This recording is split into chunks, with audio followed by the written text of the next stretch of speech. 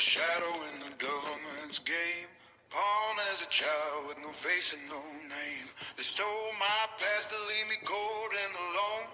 Always searching for a place I could go home. I was lost in the dark, just a tool in the hand, till she pulled me close and helped me understand. Now the fire inside is starting to rise. I can see the truth through 1,000 lies. Now I tear through the veil, leave holes in the sky. I can read every thought in the blink of an eye.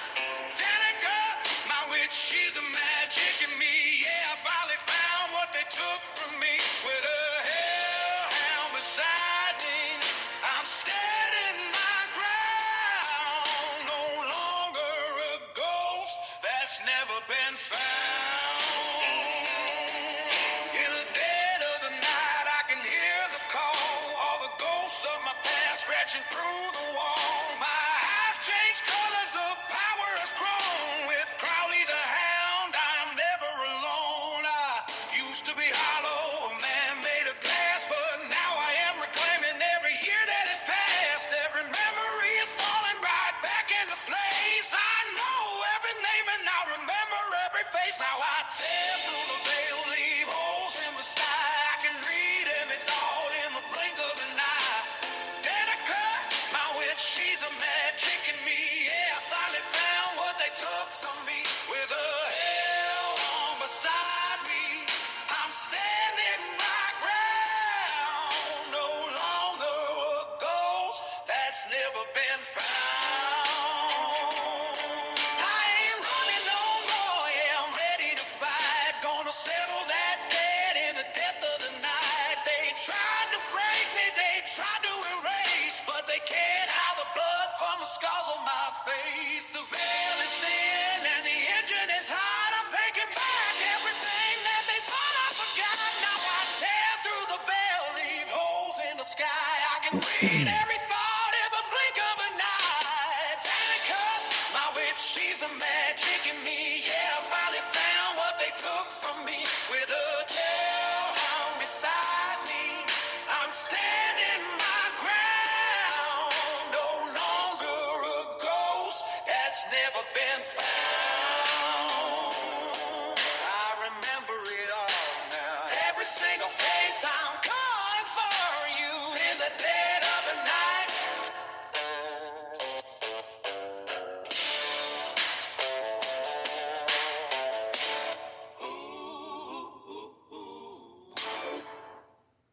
Hello, everybody. My name's Henry. Tonight's story is Robert the Friendly Ghost. Now, I lived up north, and my last video, House on the Haunted House on the Hill, right after that, I took a little bit of time off, and I got a phone call from a lady. Her husband had passed away a couple years before that. The bedroom, when he was sick, started leaking. You know what it is, you put buckets, pans, whatever. Well, it got so bad that black mold started growing, and so they got what they could out of that room that was salvageable, and they put Robert there just off of the kitchen in this little add-on room. They call it the sunroom. And they had bird feeders out there on the porch, and he could look out the window and watch the birds and watch traffic and just kind of see what was going on in the world. Why he laid there and waited to pass away. He died of cancer. Now, a little background on Robert. Robert was one of those 1 in 100,000th man. He was good to his daughter. He was good to his wife. A damn good family man. worked hard to take care of his family. He done all the upkeep on the house and the yard, and he just took care of everything, plus held a job. A damn good man. They're hard to find, but he was one of those men, them rare men. He was happy-go-lucky, pretty easy-going. It took a lot to piss him off. And even when it did piss him off, you almost couldn't tell it. Everybody loved Robert. Now, this story takes place again up north in Illinois at a place called Rock Falls. It's two separate words. Up there by the Rock River, and just across Rock River, that's Sterling, Illinois. Well, I used to do a lot of handyman work. I could build about anything, fix about anything. Anyway, I got the phone call. And I told her, I said, after she told me that the whole bedroom pretty much it was a mess. I said, well, that big of a job, I ain't saying no, I'll take the job. But you need to call your trash company and see about having them drop off a roll-off.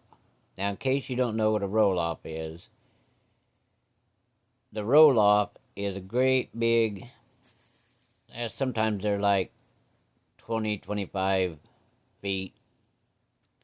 Just a big, huge, rectangle-looking trash thing, throw trash in it and stuff. And I said, you make sure you tell them it's for construction. I said, because if not, they'll think it's for trash, and you'll get in a lot of trouble and have to pay a big-ass chunk of money. She said, all right. I said, I'll come over and look at the job, and I said, and then you call and get that set up, and then when they show up with it, give me a call and let me know. I'm going to take a few days off, because that other house, that was a hell of a mind fuck. I need a couple of days just to recuperate from that. See that damn head floating around. So, I passed the time by going down to the canal and walking along that trail they have. That trail goes like 90 some odd miles. 96, I think, miles. I'd go down there sometimes with my mountain bike and take the dog and give him some exercise. I'd ride the bike and let him run along beside. Just to stretch his legs, and every so often he'd get hot though and he'd jump in that damn canal. Come out of there stinking like old fish water. But the call come in again. I wanted to look at the job. Oh my God. She proceeded to tell me a story about Robert, and I sat there and patiently listened. She was telling me, how that poor man, he worked at John Deere. See, there's a big plant up there. The main plant is up there, somewhere right there around Rock Falls, Sterling area. And John Deere did him right. Poor guy, when they found out, they gave him a big chunk of money. Even though money don't really help cure him, it helped with bills. And of course, they had a big insurance payout after he passed away. They done right by Robert. They really did. But then again, they got several good years out of that man. That guy would go in when he was sick, and they'd have to send him home. I mean, that's just how good of a man he was. Wasn't none of this crap, hey man, I partied too long last night, and I'm hungover, don't want to come in. No, there wasn't none of that. Robert just a damn good man. Now, I didn't know the man personally. I got to know him through this lady's family and people. How everybody knew him. You go to them to either one of those two towns, and I ain't gonna say his last name because I don't have permission. But you go in there and say Robert and his last name, and everybody has a story how this guy helped them. He was just that type of man. Everybody knew him. It's a wonder. I would be shocked at the people that don't know him there, because everybody knew him. Well, the ceiling caved in. The walls started caving in. The drywall paneling stuff started falling in toward the center of the room. Then there was a lot of stuff that got wet, molded, mildewed. Well, with all that sitting on top, next thing, floors started rotting. Well, let me give you a little bit more story on Robert. Robert was of Spanish descent, a Mexican. That don't mean he was bad. I'm gonna get Mexicans. He was still a damn good man. It wouldn't make a difference if he was Chinese or he was a purple people eater. It don't change the fact he was a damn good man. Well, when he met his wife, she already had a kid, a little baby. Now, I'm going to tell a little truth here, and I hope I don't burn nobody's ass, but if I do, oh well. Most men, if they've seen a good-looking woman at a store or wherever, drag strip, a Walmart, and they started flirting with her, the moment they found out she had a kid, they'd take off like a scolded dog. Not Robert.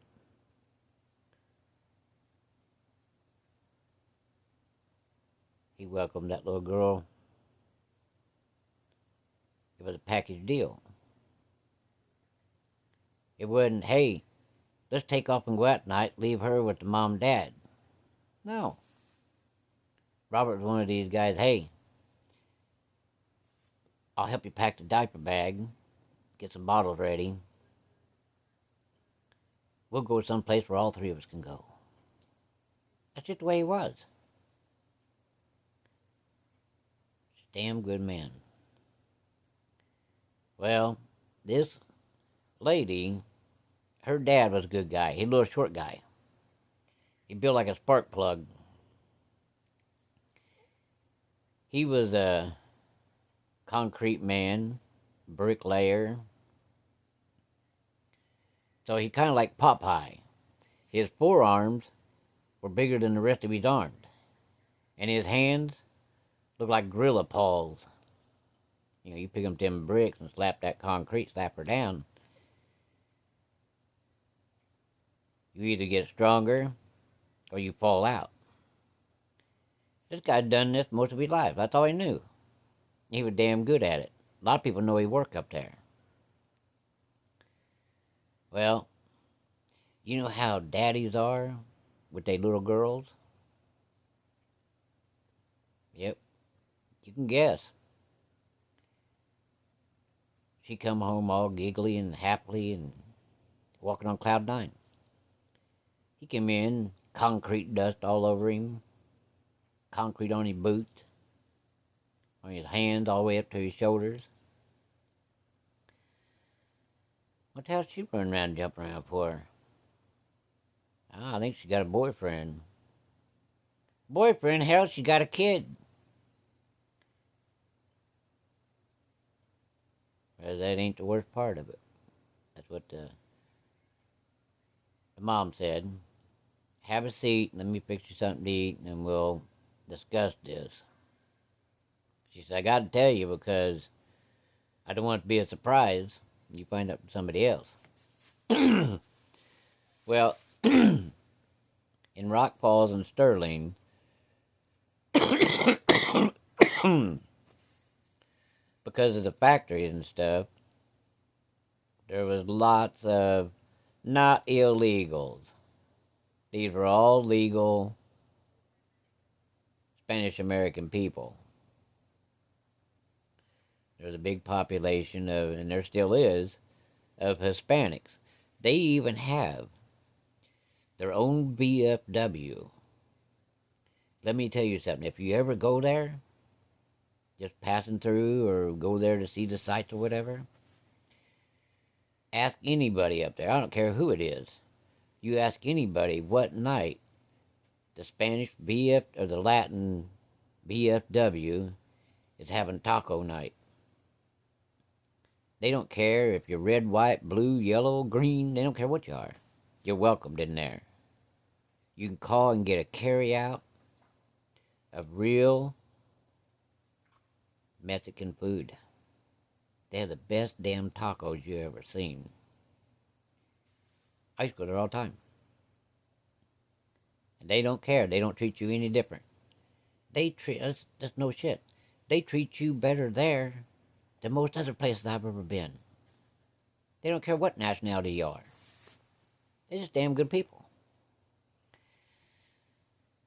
I know, after the Biden thing, everybody thinks, ooh, they're damn good people. You just get to know them. Well, anyway, the dad sits down and the mom had picked his favorite meal. He knew something was up. His ass was getting ready to be buttered. She greasing him up good. Set him down there, a big old long neck bottle of beer. Probably old Coors, you never know. I ain't sure what the man drank. She got her food and sat down. Well, them two girls of his, they hauled ass out the yard. Across the street playground. They knew Daddy's, he gonna blow his stack. But that oldest girl, she was in love. Old dude was in love. Well, she goes, honey, she said, you know, yes, she has a kid, she takes care of that kid, and she works hard. But she's got to have some sort of grown-up life. Now, I know their family, and you probably do too. And he goes, well, you just come out with a damn story. She goes, his name is Robert, and she said the last name. And he goes, are you fucking shitting me? No damn way. No. Not seeing a daughter of mine. She goes, well, I hate to tell you, but he's come to the house tonight to pick up her and her little girl. He what? Come to my damn house. He better keep his ass out in the driveway. And I'll stay in the house, because otherwise I'm going to tear him a new asshole. But I'm going to go out there anyway, and I'm going to tell him what the ground rules are, because that's my little girl. You know how dads are. They lose all fucking control. I know, I was the same way. She's trying to calm him down, and she keeps getting him beers, thinking that'd mellow him out, see? He goes outside in his sock feet with his bottle of beer, and he holler across that street and tell that old girl get her ass over there, he want to talk to her. She goes, what? He goes, what in the goddamn hell's wrong with you? Ain't the white guys good enough for you? Stay with your own kind. Because, you know, he's kind of different. But she starts crying because she's soft-hearted. Well, then now he just feels like an asshole. So he grabs her up, and he's holding on to her, and he said, but you're my baby. And what she said next hit him like a ton of bricks. She looked up and she goes, Daddy, I'll always be your baby. But your baby needs love from somebody other than their parents. Well, he didn't know what the hell to say. It was like somebody punched him right in the mouth. Hey, what do you feel like, an asshole? Made her cry.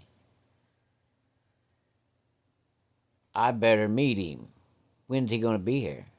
She goes, he'll be here about 7. Is he taking you and your daughter? Yes, Daddy. Oh, he's trying to butter me up. No, Daddy. When I met him, I had a little girl with me, and he asked me out. And said, I've been going to his family's house quietly because I knew you'd blow your stack and take a little girl with me. And you know, Dad, just because they're Mexican, they didn't treat her or me any different than their family. They acted like I was family. Well, that kind of made him go back. He was like, well, damn, they ain't like me then. Shit. Well, I want to meet him, and I'm going to lay some ground rules down. He breaks my little girl's heart. I'm going to take my concrete boots and put a boot right in his ass. So you go in there and wipe them tears. Get yourself ready. Get the little girl ready. But he better come to the door, and I'm going to have a talk with him in here while you in there getting your makeup and stuff on. Don't try to sneak out the damn window. I'll nail the damn window shut. I'll call and tell him, Dad. You better. Why? When the hell was he planning on picking you up anyway? I figured you'd be mad, and I told Mom I would sneak out the back door and meet him up at the top of the hill. You'll do no such thing. You get him on the damn phone. She calls him, and Robert picks up the phone. Okay. Well, now Robert's scared shitless. This old concrete guy is going to stomp a mud hole in his ass. But Robert shows up. A 12-pack of beer. The same beer this guy drinks. And he comes up there with a whole big sack of baby formula. He knocks on the door, and the old man's over there playing Archie Bunker. He's sitting over there in his big old recliner. Come in! Robert's thinking, oh shit, I'm a dead man. But you know how love is? That conquers everything. Dude, there could be a pretty girl standing on the other side of a fire lake. And if a guy really liked her, he'd swim across that lake, burn all his hair off, sends the hair on his ass, just try to go over there and ask her out on a date. That's the way it is. You hear about those buck deer that go crazy during rutting season? Well, that happened to people too. Robert swallows that big frog in his throat. He reached down and grabbed that door handle and opened the first door. Then he opened the second door. And the dad's sitting there just around the corner up there along the corner of the living room. He's all sprawled out, kicked back, sitting back with his socks on, just blue jean t-shirt, drinking a cup of cold beers. Robert comes in carrying this case of beer and this big sack of baby formula. And he goes, get your ass in here and shut the door. You let the flies in. Yes, sir. He sits there and sets the stuff down.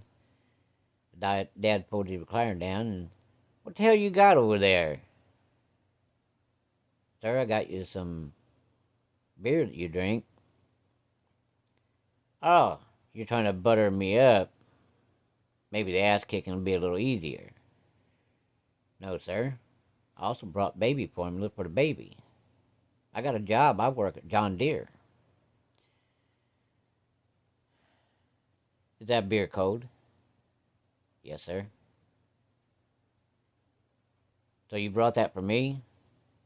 Yeah, I'm going to sit down here and have a talk with you and drink a beer or two with you. Not too many, 'cause I'm taking the ladies out tonight.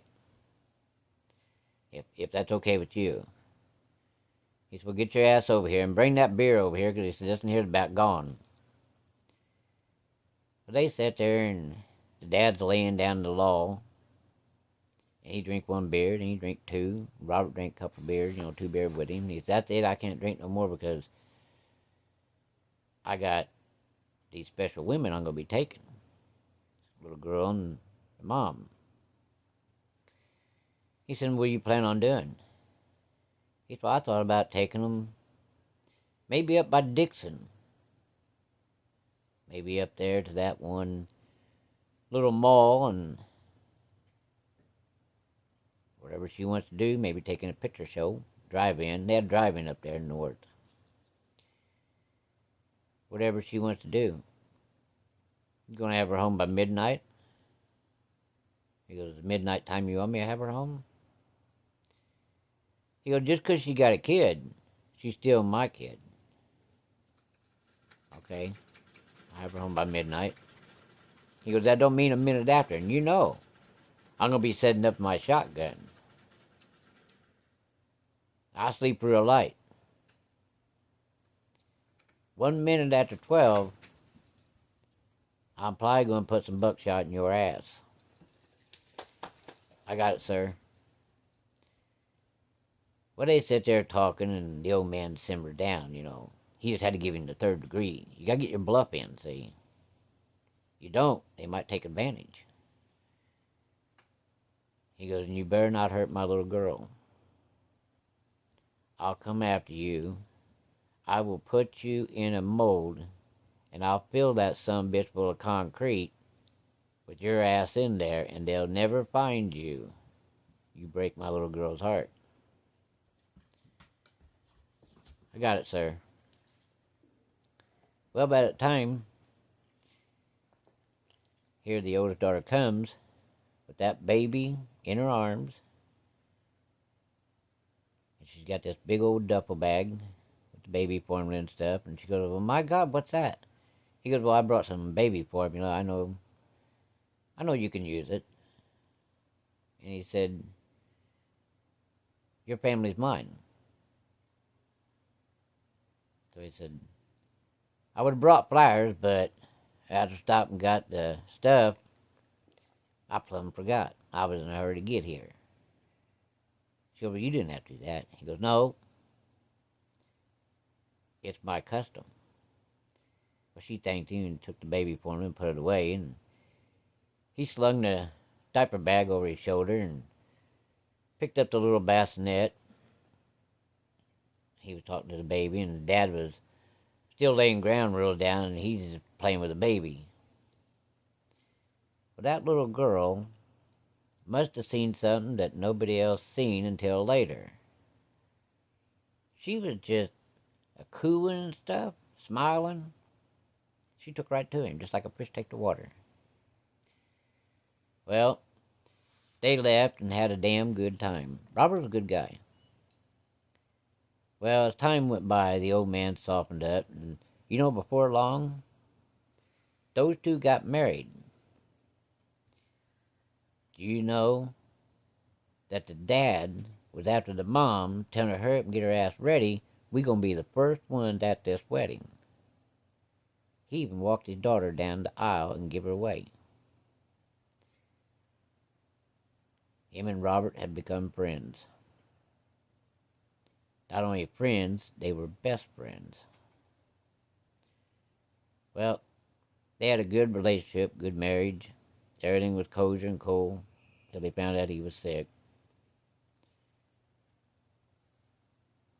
She stayed with him and promised that he could stay in that house till he passed away. Well, it come the day and Robert passed away. Well, it was like tearing a wing off a 747 when it's flying. when Robert passed away,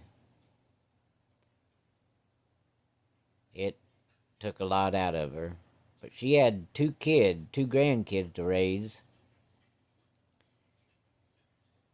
By then, that little girl was up and flying on her own. She had two kids, and they went to stay with. She had three kids, and two of them went to stay with Grandma, and the other one stayed with the mom. Well, the day I went over to look at that there, I knocked on the door, and she was telling me this whole story while we was talking. And she goes, well, I shouldn't be blabbering so much, and tears rolling down her face. She goes, but I just miss Robert.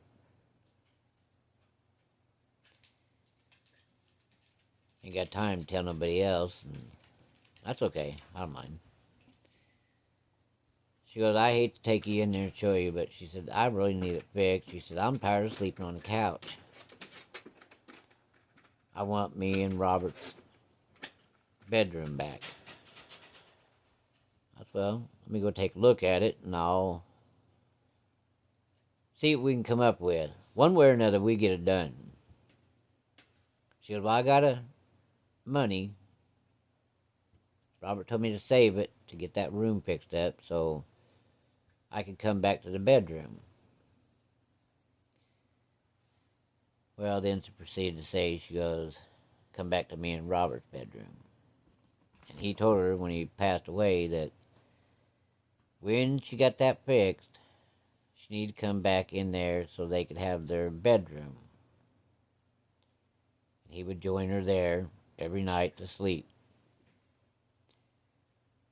She took it to heart. She was bound and determined that she don't get that room fixed.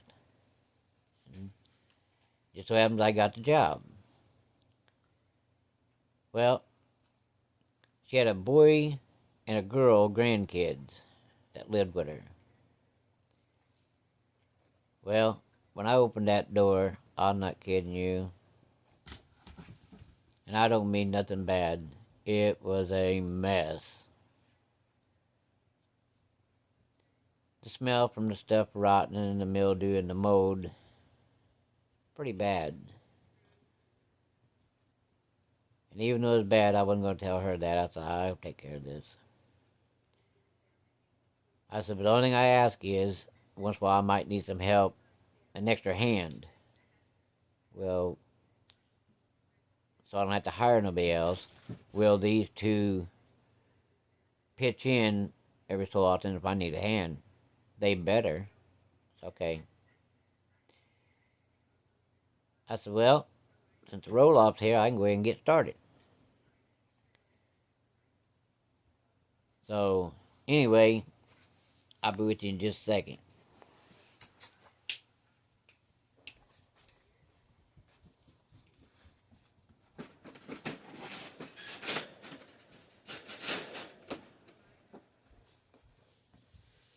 Sorry about that. I had to put my dog to bed. Anyway, come the day I was supposed to start in there. Now these two kids, they could be funny as hell. Eventually, after working there for several days, several weeks, a couple months, got to know them pretty well. Oh yeah, they'd argue and fight. But when old Grandma laid down the law, they haul ass to separate corners. Believe me. She was an easygoing lady too, but they knew when she got ready to crack that whip, they better haul ass or somebody gonna get their ass kicked plumb up between their shoulders. Well, started out, I took the big giant bedroom picture window out, got some fresh air in there, because they always kept the door shut, and then they kept tape around to keep the smell from going into the other rooms, because it was bad. Well, I got the window loose and just had 4 screws holding it left, and I hired those two to come and help me, and they're pretty good sized kids. The boy went outside in case the window went that away, he could stop it. I kept the girl inside with me. I took the last 4 screws out, and we slowly leaned it to the boy, and then we grabbed the end, got it set back on the frame, and then I went out and helped him, and we carried it in the garage because I wasn't going to get rid of it. I was going to put it back when I was done, but I just needed it out so I could take and gather up all that shit and throw it through that big window right into that roll-off. It was backed right up to the house. So I went and got me a big flat shovel and trying to walk on the floor joists and throw shit out, old carpet and part of the walls that fell in and insulation and whatnot. It took me about 4 days to get all that shit out of there and in that roll-off. In the meantime, too, they was also throwing trash. Instead of burning the trash, they was throwing it in there, which that's fine, too. Well, that girl kept telling me. I didn't know she was full of shit, because they were both funny as hell. They always made sure I had a soda, cold soda. The girl would go outside and smoke with me. Well, we was out there smoking in the garage, and that girl goes, "Hey, just so you know, don't know if you've noticed yet, but this house is haunted."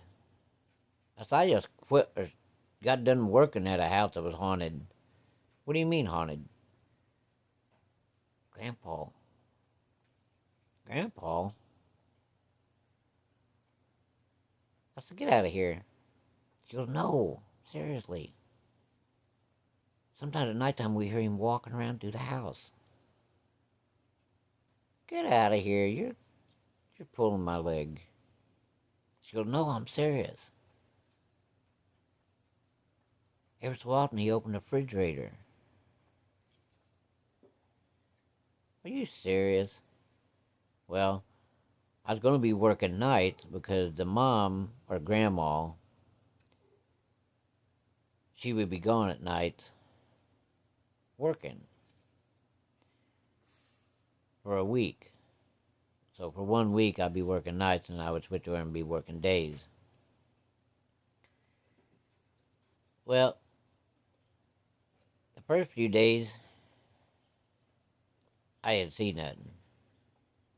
So one day the grandma come checking to see how far along I was getting, if I needed anything. And I say, that granddaughter of yours trying to tell me this house is haunted by your husband. She goes, "Well," she said, "I'll put it this way to you. I sleep on the couch," and said, "sometimes I wake up, I don't ever see him, but I feel his hand touch me." And said he wore a special cologne, and that's what you smell. I thought, "I'll be damned." I thought she was joking. She goes, "Now they say they hear him walking around the house." She goes, "But I did wake up one time and the refrigerator was open. I thought one of those two left it open." "Oh, okay." Well, I'm in there, still throwing stuff out, scooping it up in the pile and throwing it out with a shovel. There's one place in the ceiling that hadn't fell. I'm in there, throwing stuff out the window with a shovel. I hear this damn music sound. I'm like, what the hell? Where's it coming from? I thought maybe it's somebody in the living room, so I'd toss a little bit, and all of a sudden it'd stop. I'd start shoveling some more, I'd hear it again. I'm like, well, I think I'm going to have a smoke. I went out, headed out to the garage. Well, that girl come around the other way and come in. She goes, "Well, how's it going?" "It's going." She goes, "Did you see something or hear something?" I said, "Hear what sounds like a music box." can't find it. I just hear it, and all of a sudden it stopped, and a little bit later I hear it again. She goes, that's probably Grandpa. He was a prankster. Okay.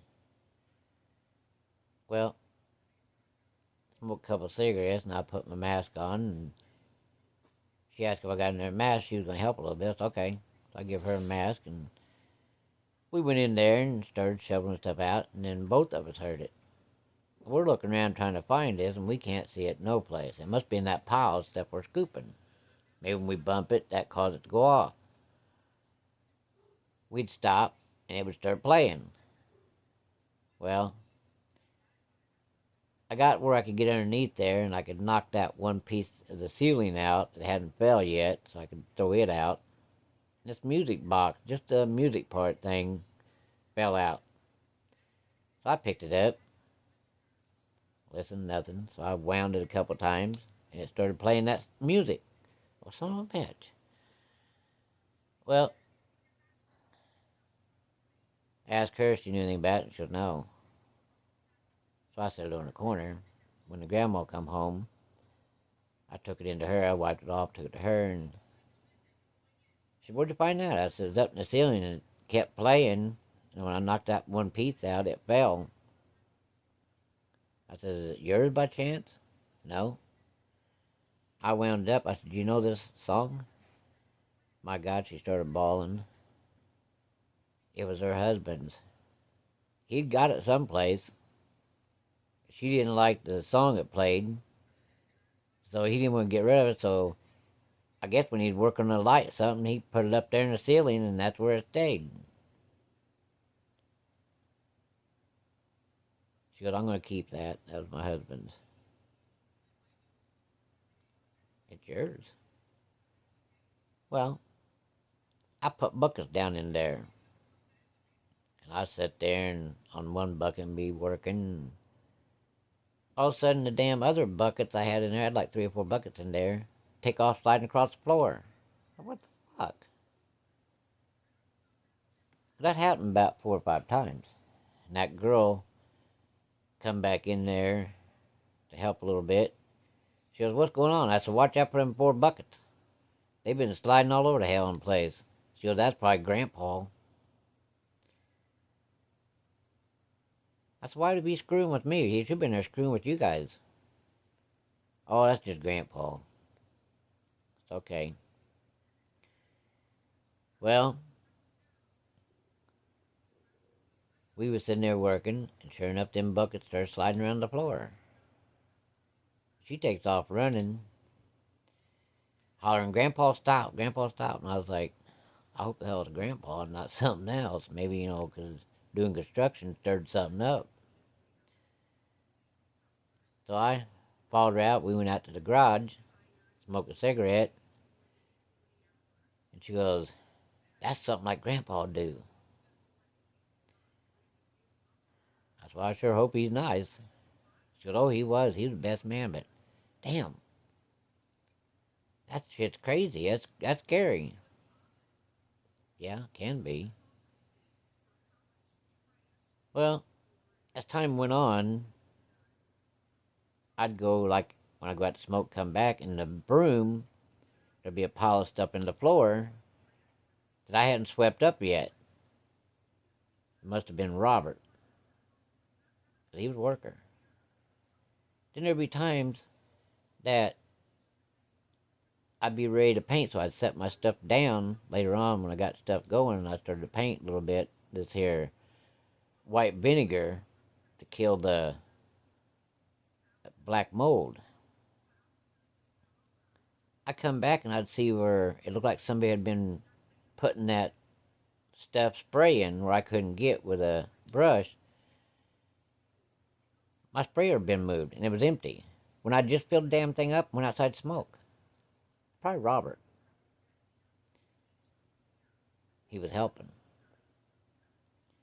So finally one day, I go in there and I say, hey, Robert, I don't know you, man.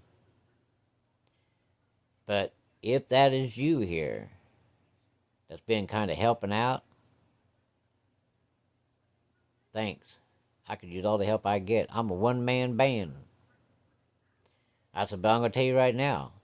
You scared the shit out of me and you was moving them buckets around that damn music box playing. I know that was probably you, 'cause they said it was. Every time I'd leave and come back the next time, just a small little bit of stuff would have been done. It was Robert. Well, anyway, when I got closer to being done, there was a smell of Old Spice that went through the room. That was his cologne he wore.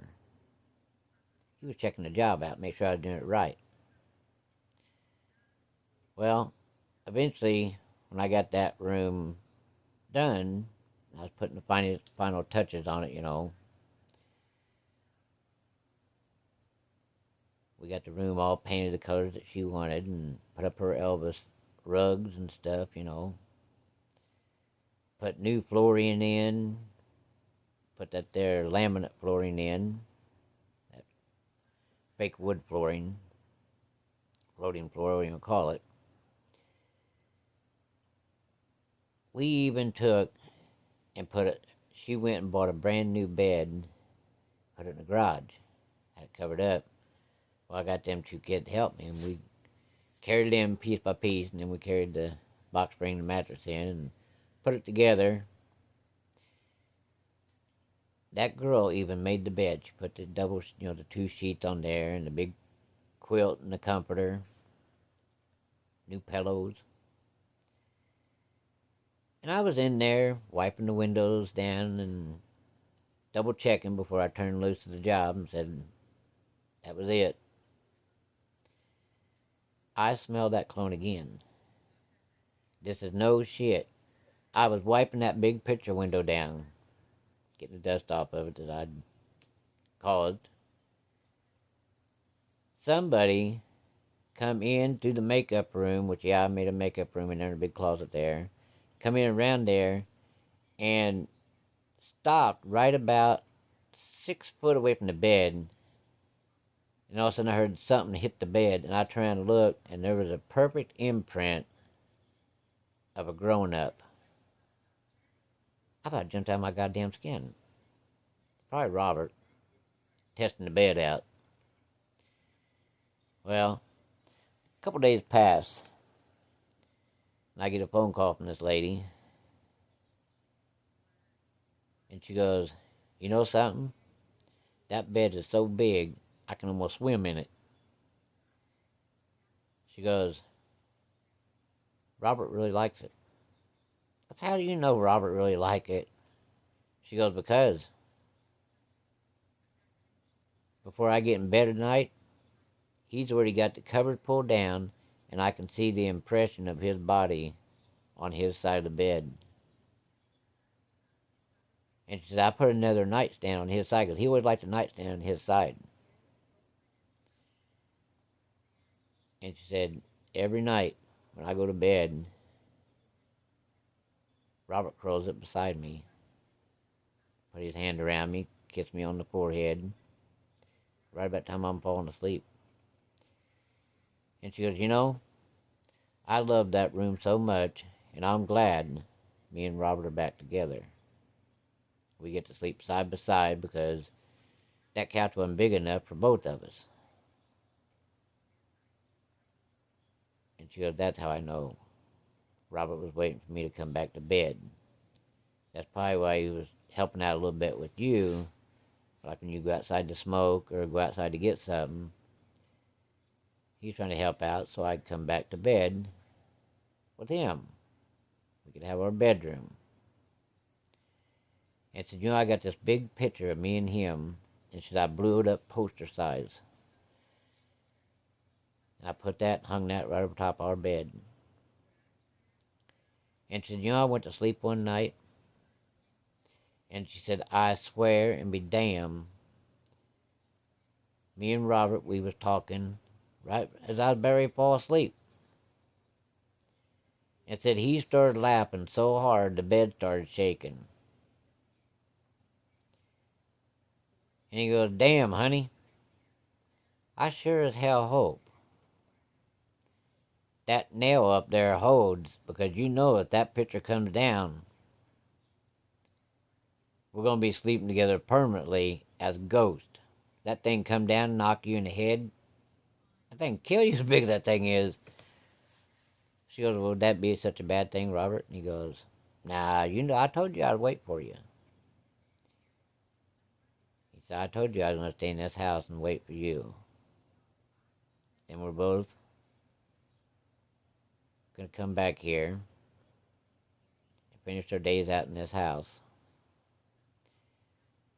Well, you know, the last time I talked to her, she was telling me that stuff ain't happening in the rest of the house. The kids ain't been sent in the rest of the house. Now it's just Robert contained to the bedroom. And since she's pretty much the only one that goes in there, because that's where she sleeps,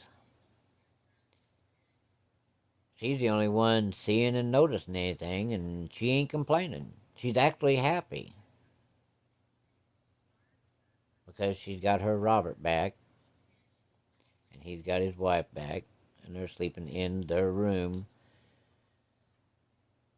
And even though it's a lot bigger, because I made it a lot bigger room than what it was, also made a makeup room, so she'd have her makeup room in there instead of having to get out and go to the bathroom. She had a big giant walk-in closet put in there. And she told me it was well worth the money, and I didn't gouge her. I really undershot the price on purpose. Try to help out. She was so tickled, this ain't no shit. She had her brother come over, her sister, her mom, her daughter, and they had a small little gathering, kind of a housewarming party, and she took every one of them in there and showed them that bedroom. And I was even invited. I went over there for supper and cake and ice cream. They was all thrilled. That bedroom started out being one size, and I took and made it about 4 times bigger than what it was, and added a makeup room with a big giant closet. I mean a huge closet. Well, like I said, she's just tickled because now her and her husband's got their room to sleep in. Even though he's deceased, you can still see your loved ones, whether it be a husband or a wife, girlfriend. They come back. And Robert, every night, is there in bed waiting for his wife. She said sometimes they sit there and just talk about mundane things, laugh about shit that nobody else may find funny, but it's just the little things. How she might tell him about her day at work and get to laughing, both of them. And she goes, you know what sounds crazy? If you told somebody you was talking to your dead husband, they think you're nuts. I said, I don't think you're nuts. I believe in that sort of thing, like ghost hunt. So I said, you ain't telling me nothing new. Well, someday I'll be a ghost. And I hope my wife welcomes me into bed like Robert's wife. Now, me and Robert have 2 separate temperaments. I can be nice.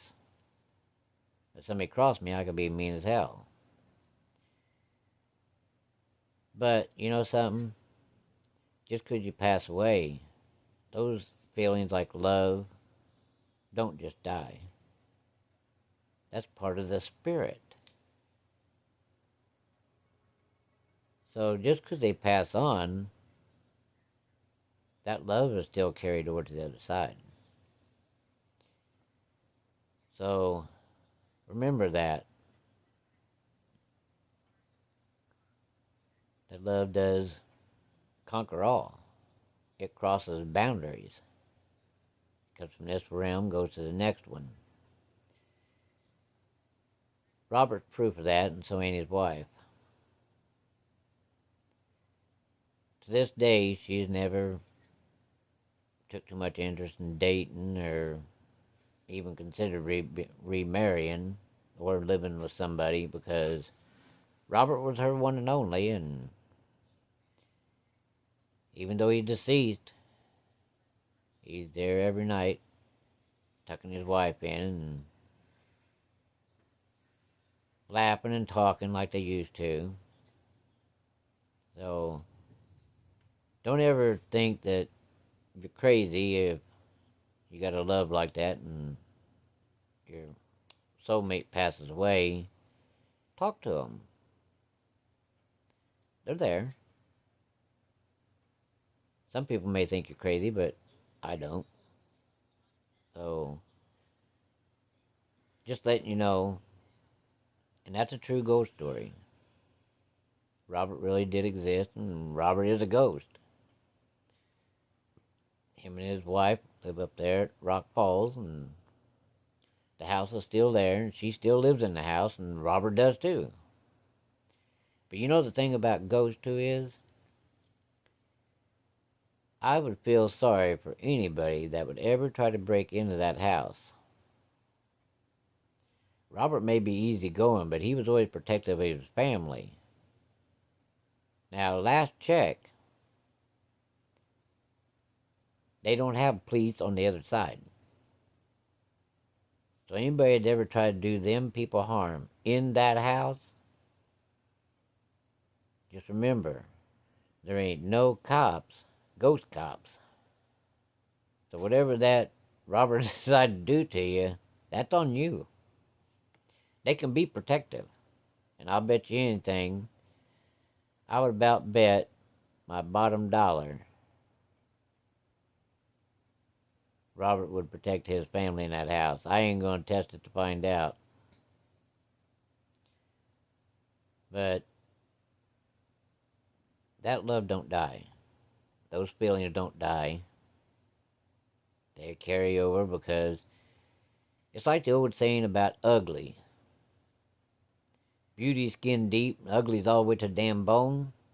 Well, love's like ugly. It's all the way to the bone and all the way to the spirit. So, keep that in mind. Yeah, you don't have a physical body you can feel, but don't ever think, like her laying there in bed, that you can't feel their touch. Because if they want you to feel the touch, you're damn well going to feel it. Will they talk to you? Yeah. Most times they like to come to you in your sleep. It's easier to come into your dreams and talk to you. But they can talk to you. And they will. Sometimes you can smell their favorite cologne or perfume if it's a lady. But it was just a story that I remember, a true story. 'Cause I don't tell fake stories here. That fake stuff, that's elsewhere. That's another channel. That's who knows channel. Ain't mine. I'm only going to tell you the true stuff. Good, bad, and the ugly. All the above. Maybe some of the below. You never know. But, yeah, Robert was a real man. He's a spirit now, a ghost. Him and his wife still live there. And whenever she crosses over, they'll be together in spirit. That's the way it should be. Of course, the way things are now, people shit on each other and beat on each other and trade one for another, and some loves aren't like that. The real loves, they're the good kind. They're the kind that go through hell and back and come back tighter than what they were before they went through hell and back. So, if you got a significant other, I know we're not perfect, but try to treat them good. Try to take care of one another. Be good to one another. Don't let alcohol and drugs and greener grass on the other side of the fence tear you apart. Because let me tell you something about that grass on the other side of the fence. It looks all plush and green. But as soon as you jump over that fence head first in that grass, there's probably a big old pile of dog shit you're going to fall in. If not, you'll be walking around that grass and you're going to step in a pile of shit. That's the way it always works. So if you got a good significant other, be true with them. And be good to them. That's the only advice I got. Because the grass on the other side, 99.9% of the time, it may look greener, but there's some shit in there somewhere you're going to fall in sooner or later. So, be good to one another. Stick with the one you got. And I got an idea for you. Here's one for you to think about and one to grow on, like they used to say on that there Saturday morning cartoons. There's one to grow on. If you're going to cheat with the one you're with in your own bedroom. If you're going to love outside the house, make sure it's with the one you're with out there behind the hay bale, or in that old barn, or maybe out in the car. You're only as old as you feel. You could be 107 years old and feel like you're 16 and be out there in the car necking. No shit. Just be good to one another. This is Henry. I'll catch you on the next one. If you like this, give me a thumbs up. There's a little button down there, a like. Give me a thumbs up, leave me a message. I'll answer you. If you like the story, subscribe if you're not. Leave me a comment. It means the world. Yeah, I'm not getting paid for this. So them thumbs up, or hey, I like the video. Hey, that video touched me somewhere down deep inside. Or I like that video. It means a lot. Makes me want to tell the next one, the next story. I get excited about telling these stories because I've had them in my head for so long. My head's like a storage bin.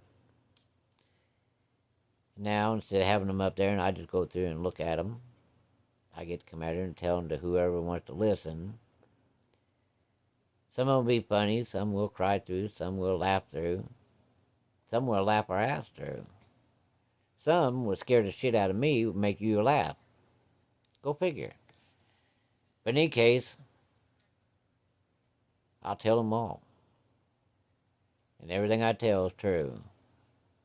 So, if I said anything you like or you like this story, give me a thumbs up. Let me know what you think. Tell me how I've been doing so far if you want to. That would mean something.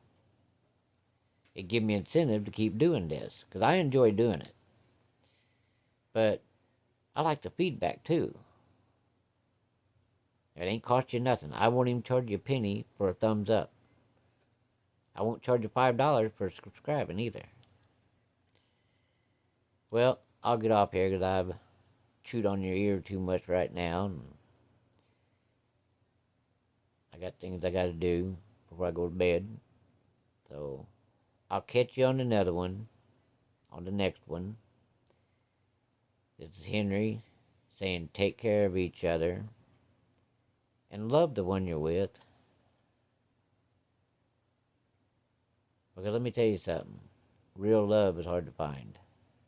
When you got a good one, squeeze it, hang on for dear life. There might be some ups and downs. It's like riding a bull. There's some ups and downs. But watch out for the horns. And them damn feet, they'll kick shit out of you. Now, before I go, I got a question for each man out there. Now, this is coming from one man to another, or from this man to any woman out there that's listening. I think about things. Sometimes it's stupid shit, but I still think about things and I have questions because I'm curious. Can anybody answer me this question? You go to bed at nighttime and you're sound asleep. Sometime during the middle of the night, there's two things that happen that I can never explain. I don't have no reason for it, and I need somebody to tell me this. Why is it that the temperature in a woman's feet and their ass cheeks drop down about 20 below zero, and you're laying there sound asleep, and either they roll over or you roll over there, and it's like hugging the inside of an ice box. Or they put their feet on the back of your legs, like somebody put ice cubes on there. If anybody's got an answer for that, I'd appreciate it. I don't know what the hell make the temperature drop like that in their feet and their ass. Well, I'll get off here because it's getting about my bedtime too. So, good night. Take care of each other. Love the one you're with. I'll catch you on the next one. It's Henry. Good night. Thanks for watching.